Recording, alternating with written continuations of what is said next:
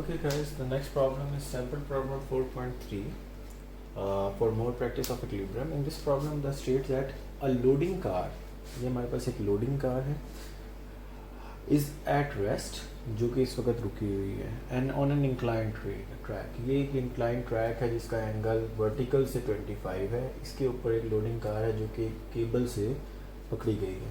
ठीक है, केबल उसे सपोर्ट करी और ये जा रही है. इस वक्त कार जो है इसी सेम पोजीशन में है. The gross weight of the car and load is 5500 pound. कहते हैं टोटल वेट है कार का और इसका जो लोड है उसका वो 5500 पाउंड है, जो कि सेंटर ऑफ ग्रेविटी पे अप्लाई हो रहा है. मीन्स द टोटल वो हम फ्री बॉडी डायग्राम बनाते हुए शो करवाएंगे.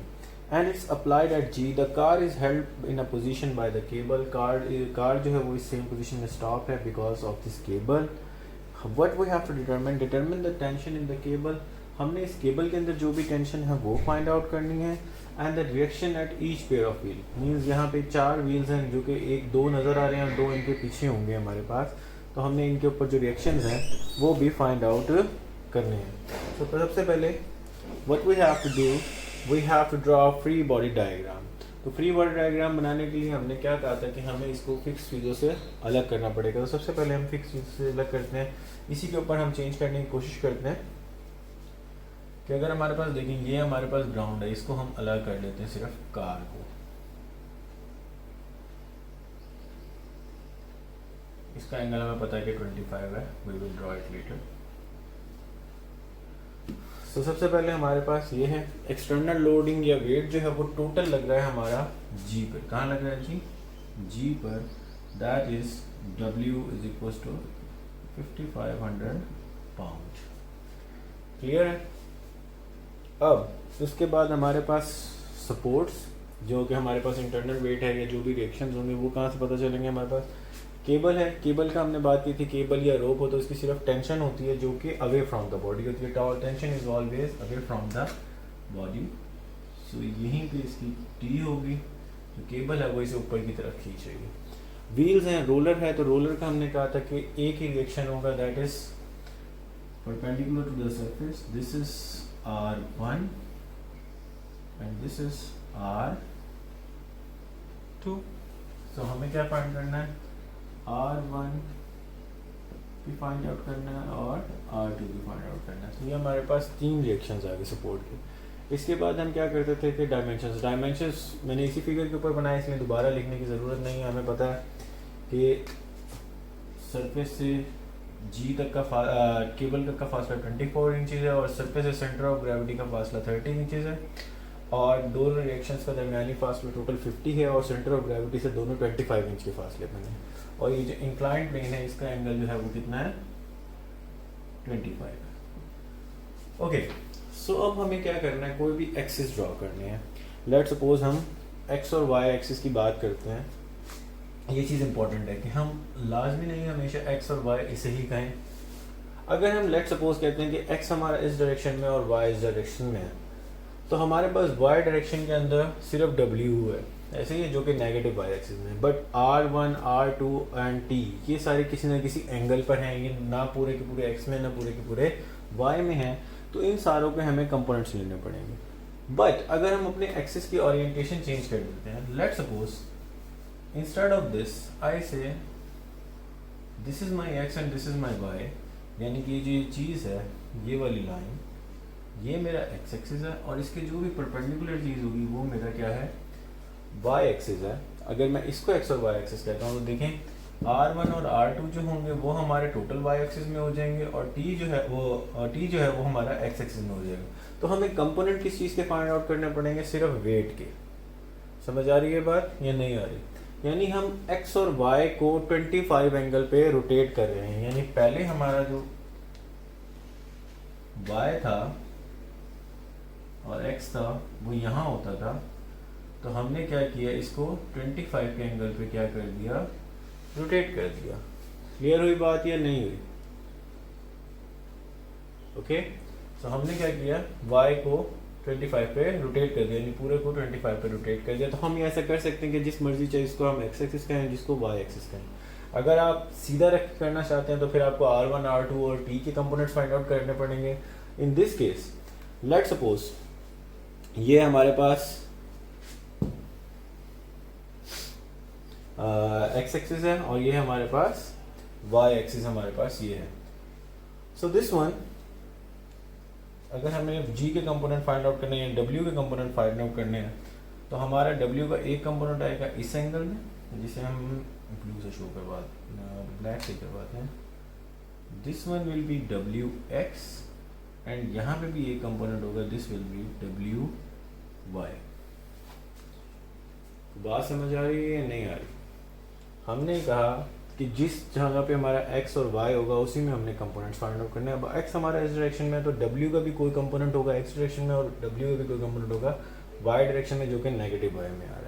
अब हाउ टू फाइंड w? तो इसका सिंपल सा हल है कि आपने क्या करना है, जो एंगल है w का वो किस तरह फाइंड आउट करेंगे. w का x एक्सिस के साथ कितना एंगल बन रहा है, ये एंगल कितना है 25. अगर आप देखें तो ये चीज़ और ये चीज़ एनालॉगस है. क्या है? एनालॉगस है. ये x एक्सिस है तो ये वाला भी x एक्सिस है. ये अगर स्ट्रेट लाइन आ रही है नीचे तो ये भी स्ट्रेट लाइन आ रही है, तो इन दोनों के दरमियान भी जो एंगल होगा वो कितना होगा 25 होगा. अगर आप w को यहाँ बनाते हैं तो ये आपका क्या होगा x और ये आपका क्या आया y. wx wy ये एंगल आपका था 25. So wx will be equal to w cos 25 and wy will be equal to minus w sin 25. y minus because ये हमने पॉजिटिव y ऊपर की तरफ लिए और ये नीचे की तरफ है, तो हमारे पास वेट के x और y कंपोनेंट्स आ जाएंगे जिनकी वैल्यू हमारे पास अगर इसे सॉल्व करते हैं 5500 लगा के. सो wx will be equal to 4980 pound and wy will be equal to minus 2320 pounds. तो हमारे पास सारी चीज़ें जो हैं अब या तो x में हैं या y में हैं. कौन से x या y में? जो हमने रोटेट किए हैं 25 डिग्री पे. तो अब हम अपना इक्विलिब्रियम की कंडीशंस लगाएंगे. दैट इज़ सबसे पहले इसको मैं मिटा देता हूँ ताकि you can easily forget it. सबसे पहले हम बात करते हैं, फर्स्ट कंडीशन क्या थी, summation m movement along a point should be equal to 0. अब यहाँ पे हम मूवमेंट किस पे लगाएं? ठीक है, लेट सपोज हम कह देते हैं कि ये जो हमारा एक्स वाई डायरेक्शन है इसको कह देते हैं कि हम मूवमेंट लगाते हैं जी इसको.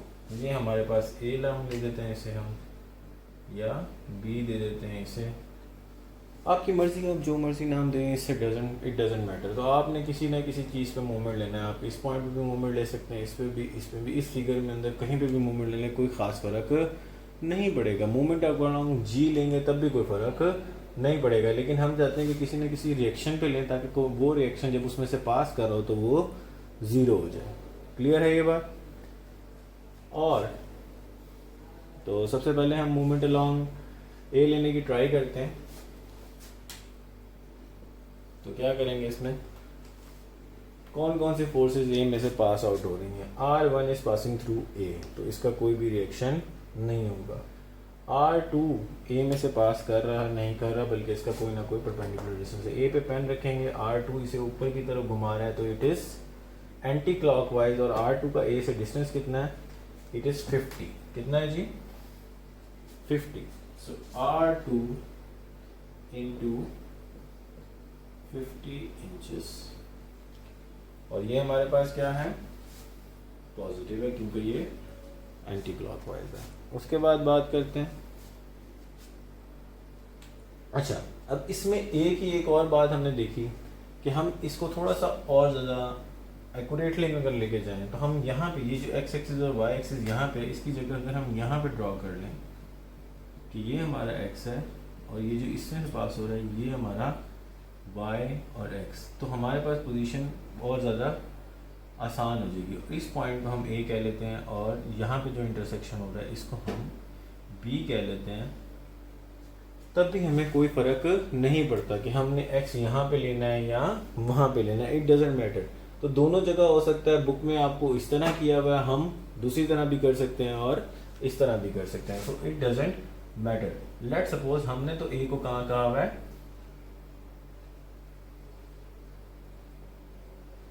यहाँ जहाँ पे व्हील ग्राउंड को टच कर रहा है, और ये भी है हमारा। सो हम अपने तरीके से ही करते हैं। तो R2 का A से डिस्टेंस जो था वो 50 था। सो अब बात करते हैं G की।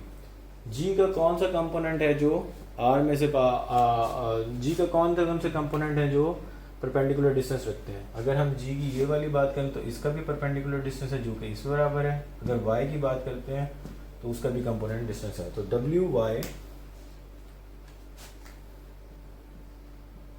मल्टीप्लाई बाय ये इसका परपेंडिकुलर डिस्टेंस WY यहाँ पे है, और A से इसका डिस्टेंस कितना है 25 इंचेस, 25 इंच। अब ये क्लॉकवाइज है एंटी क्लॉकवाइज। A पे पकड़ेंगे और WY की डायरेक्शन में मूव करवाएंगे। A पे पकड़ के अगर WY की डायरेक्शन में मूव करवाते हैं तो इट इज क्लॉकवाइज, तो इट विल बी नेगेटिव। इसी तरह ये WX है। WX का परपेंडिकुलर डिस्टेंस यानी इस चीज़ का परपेंडिकुलर डिस्टेंस A से अगर देखें तो ये टोटल है, दैट इज 30। कितना है 30। सो WX multiply by 30 and will it be positive और नेगेटिव। आपने क्या करना है, परपेंडिकुलर डिस्टेंस की जगह पेन रखना है और WX को मूव करवाएंगे तो इट इज़ क्लॉकवाइज, तो ये भी नेगेटिव है। और कौन सी फोर्स रह गई, R1 0 है क्योंकि पास हो रहा है, R2 हो गया, WY हो गया, WX हो गया। नाउ इट इज T का A के साथ परपेंडिकुलर डिस्टेंस कितना है, दिस वन, ये जो ये है, ये कितना था 24। सो T मल्टीप्लाई बाय 24, और यहाँ पे A पे पेन रखेंगे, जहाँ पे T लग रहा है उसे उंगली रख के हम घुमाएंगे तो it will be anti clockwise. So ये हमारे पास पॉजिटिव रहेगा इज इक्वल टू 0। तो हमारे पास एक इक्वेशन आ गई। क्या इक्वेशन आ गई, एक इक्वेशन आ गई। इस इक्वेशन में आपको WY की वैल्यू पता है जो कि -2320 है, WX की वैल्यू पता है, T और R2 अननोन है। इसे हम कहते हैं दिस इज ओवर इक्वेशन 1। क्या कहते हैं, दिस इज ओवर इक्वेशन 1। इसे आप कैलकुलेटर पे सॉल्व करेंगे तो आपको एक इक्वेशन R2 और T की फॉर्म में आ जाएगी। अब हम बात करते हैं समेशन ऑफ मोमेंट्स।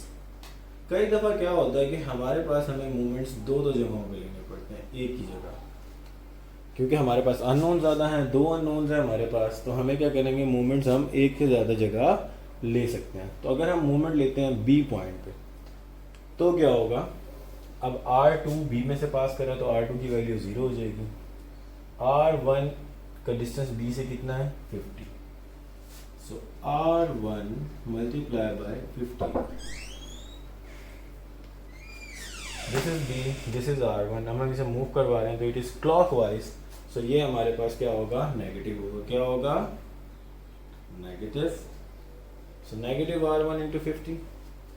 इसी तरह हमारे पास WX होगा और WY होगा।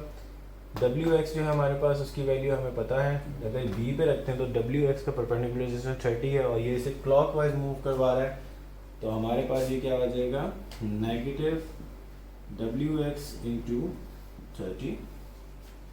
WY का डिस्टेंस 25 ही है, बट ये इसे इस दफ़ा अगेन क्या कर रहा है, एंटी क्लॉकवाइज मूव करवा रहा है, तो ये हमारे पास पॉजिटिव हो जाएगा। पहले ये नेगेटिव था, plus WY into 25 and again क्या रह गया B हमारे पास T के साथ जो हमारा डिस्टेंस है B का वो 24 है, और अगर T जो है वो इसे यूं घुमाएगा तो ये क्या होगा, एंटी क्लॉक ही होगा, plus T into 24 is equal to 0। So जी यहाँ से भी हमारे पास एक और इक्वेशन आ जाएगी जिसे हम कहेंगे इक्वेशन 2। सिंपल क्वेश्चन सॉल्व करने का मेथड ये है कि जितने अननोन्स हो उतनी इक्वेशंस होनी चाहिए, कितने अननोन्स हो उतनी इक्वेशन होनी चाहिए। यहाँ पे हमारे पास अननोन्स कितने हैं, यहाँ पे हमारे पास R2 अननोन है, T अननोन है जो कि कॉमन है दोनों में, और R1 अननोन है। तो कितने अननोन्स हैं हमारे पास, 3।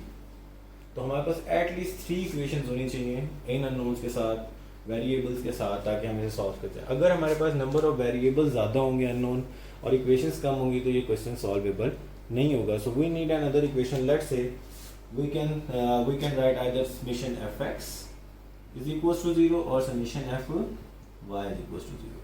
summation fx की बात करते हैं. x एक्सिस में कौन कौन से लग रहे हैं जी? It is wx and t. wx को अगर हम पॉजिटिव ले लेते हैं तो wx minus T is equals to 0. बाकी तीन क्यों नहीं आए? क्योंकि r2 wy और r1 ये तीनों y डायरेक्शन में लग रहे हैं. इनका x के अंदर कोई कंपोनेंट नहीं है.